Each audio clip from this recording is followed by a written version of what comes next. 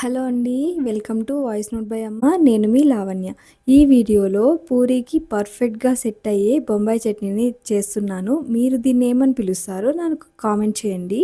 అదేవిధంగా ప్యారలల్‌గా నేను పక్కనే పూరీ పొంగించుకుంటున్నాను. మీకు పొంగితే ఇష్టమా? లేదంటే కొంచెం గట్టిగా ఉంటే ఇష్టమా?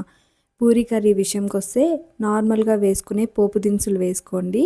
అందులోనే కరివేపాకు, ఆనియన్, పచ్చిమిర్చి వేసుకోండి. పచ్చిమిర్చి మంచిగా వేగాలన్నమాట. దీంట్లో కారం వేయము. ఓన్లీ పచ్చిమిర్చితోనే కారం రావాలి. ఆనియన్స్ మంచిగా మగ్గాలి అంటే కొంచెం సాల్ట్ వేసుకోండి. ఇందులో నేను కొంచెం తరిగిన లేదా క్రష్ చేసుకున్న అల్లాన్ని వేసుకుంటున్నాను. కొంచెం పసుపు వేసుకొని వేగిన తర్వాత బేసన్ పౌడర్ అంటారు కదండీ! అంటే శనగపిండి దాన్ని వాటర్‌లో మిక్స్ చేసుకొని మనకు తగినంత వేసుకోండి.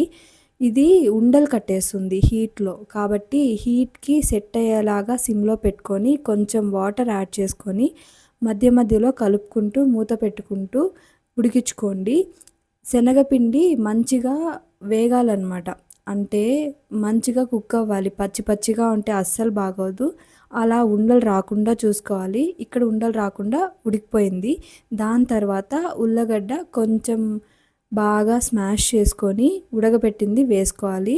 ఇక్కడ నేను కొంచెం స్మాష్ చేయకుండా వేసుకున్నాను. అక్కడక్కడ పలుకులుగా తగిలితే చాలా బాగుంటుందని కొందరు అలానే పూర్తిగా స్మాష్ చేసి వేసుకుంటారు. లాస్ట్‌లో కొత్తిమీర చల్లుకొని సర్వ్ చేసేసుకోవడమే. చాలా బాగుంది కదండీ! మీకు నచ్చితే తప్పకుండా లైక్ చేసి, షేర్ చేసి, కామెంట్ చేయండి. సబ్స్క్రైబ్ చేసుకోవడం మర్చిపోకండి.